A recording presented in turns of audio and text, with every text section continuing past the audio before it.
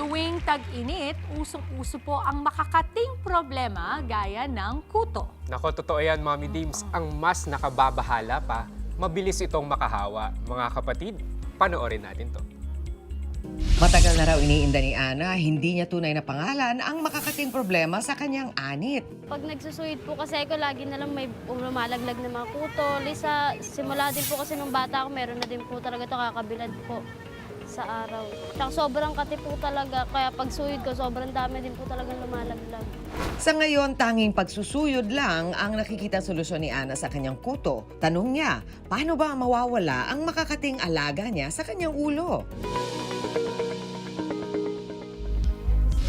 Alam mo, Dok, pagka ganyan nakikita mo, parang kahit wala kang kuto, nakakapangati talaga siya. No? Parang So, gusto mo na rin pasintabi po. kamutin, oo. Oo, pasintabi po sa mga kumakain nating mga kapatid ngayon. Pero ito ay isa sa mga problemang tunay na pinagdadaanan, lalo-lalo na ng mga kabataan na pumapasok sa paaralan at hindi mo malaman-laman saan ba ito nakukuha.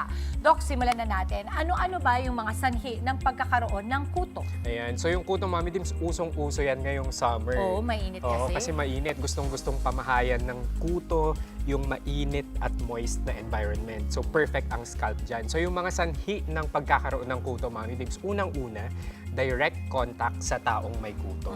So, kapag nakihalubilo ka sa taong may kuto, may chance din na pwede ka na magkaroon ng kuto. Pangalawa, kapag humihiram tayo ng personal na gamit ng taong may kuto. So, Kagaya ng suklay. Brush. Oo, at saka sombrero, pwede din yan. Ay, cap or Oo. headband. Headband, Pwede yan, rin. nakakahawa. Oo, Yan. So, gaya ng sinabi ko kanina, kapag nakihalubilo ka sa taong may kuto, pwede kang magkaroon. Tayo pa man din, parang naging customary na ika nga na pagbebeso ka. Hindi na lang yan pag showbiz, ha? Pati sa mga eskwelahan, Oo. sa trabaho. Parang pag gumanon ka, pag napadikit ka, yun pala yun. Ano? Yes, Pwedeng-pwede pala yun. pwede. At saka kasi di ba ang kuto ay nakakalipad? Tama ba? Oo. Meron siyang wings. May wings. Meron Pero siyang it's more of abilidad. direct contact Na talaga. parang kumaga mas ganyan. Oo. Dok. Huwag kang mag-alala, Dok. Wala akong Wala kang kuto. Wala din Oo. akong kuto. Parang ganyan, di ba? Okay. Dok, ano ba talaga ang epekto ng kuto sa balat or anit ng isang tao na meron nito? Ayan, so yung epekto niya, syempre, Mommy Dims, magkakaroon ng discomfort and complication doon sa balat. Particular na doon sa anit ng taong may kuto. And sobrang kati kasi niyan. So ang tendency, kakamutin yan talaga. So pwedeng magkaroon ng sugat o kaya galos sa anit. And of course, pwede ding mag-lead sa infection. So yun yung mga ayaw nating magkaroon, di ba, Mommy Dims? And of course, magkakaroon ng pagkairita o kaya pamumula doon sa anit. Oo, kaya pala pag meron kang kuto, parang ano no, may patches ng red doon sa scalp mo pag tinignan ng ibang tao. Mas madali daw ba, Dok, kapitan ng kuto ang mga bata kesa matatanda? Ayan, so may ang- pili ba yon? Sabi nila, matamis daw yung dugo, ganun ba yon? Hindi naman sa ganun, Mommy Dims. Pero tama nga, mas madaling kapitan talaga yung mga bata compared doon sa mga mas nakakatanda. Merong malinaw na dahilan dyan, Mommy Dims. Unang-una, meron kasing physical interaction doon sa mga bata. Lalong-lalo na ngayong summer, di ba? Maglalaro yung mga yan. And pangalawa, sila yung madalas na nagkakahiraman ng gamit, di ba?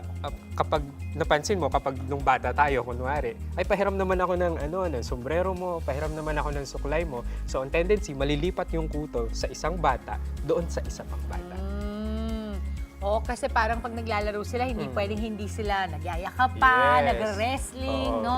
Dok, ano-ano ba yung mga mabibisang paraan para gamutin ang kuto? Ayan, para gamutin ang kuto, Mommy Dims, pwede tayong gumamit ng anti-lice shampoo o yung tinatawag natin na permethrin. So when you say anti-lice, hindi siya parang kahit wala ka pang kuto, gagamit ka na. Dapat gagamit ka nun pag meron na. Pag meron na. oo. Okay. So, ang gagawin, Mommy Dims, doon sa permethrin shampoo, siyempre, babasain muna yung buhok, tapos lagyan ng permethrin shampoo, ibabad ito ng 10 minuto. Sa scalp yan? Sa scalp. Okay. Tapos after 10 minutes, saka banlawan. At saka hindi siya gagamitin araw-araw, Mommy Dims, ha? Uulitin mo lang siya after 7 days. Bakit hindi pwedeng araw-arawin, Dok? Baka magkaroon ng irritation. Sobrang tapang kasi Oo. nito. Dahil ba pinapatay niya talaga Yes, yung mga Mommy Dims. kuto? The way we are going to wash it, Doc, napaka-importante. Kasi syempre tayo dito sa Health Check, we also talk about the skin of our face. Dapat ba nakabaliktad pagka ginagawa yun? Kasi kung matapang, pag nag-wash sila, sa face nila mapunta. Better ba yung nakaganito or nakaganyan? Pwede yan, Mommy Dims. Whatever works, ang importante is matamaan mo talaga yung Oo. target natin sa scalp anit. lang, hindi sa face. Oo. Kasi di ba Iwasan na lang sa face. when we shampoo, minsan, pag normal lang naman, hayaan lang natin mapunta sa mukha natin. Eh, gusto ko lang ma-warningan natin na sobrang tapang kasi nun, dapat hindi yun, kahit pa paano, hindi yun tatama sa face mo. Yes, Mommy Dims. Oo. And maliban doon sa Permethrin shampoo, pwede din tayong gumamit ng knit comb o yung suyod na Saan tinatawag kaya pa natin. nakakabili niyan? Ano? Sa mga palengke Sa mga siguro palengke, meron. yes. Madami sa mga palengke nakita ko niyan. Tapos, Dok, ito, paano maiiwasan ang pagkakaroon o pagkalat ng kuto kung meron na sila sa pamilya, lalong-lalo na sa kabataan? Yeah, may tips tayo dyan, Mommy Dims, sa ating mga kapatid. Iwasan po natin na manghiram ng personal na gamit ng ibang tao kagaya ng suklay, tuwalya, sombrero at iba pa. Napaka-importante po na linisin natin mabuti ang ating personal items at panatilihin natin ang proper personal hygiene. Oh, ang ganda ng mga tips mo, Doc. As always, napaka-importante nito.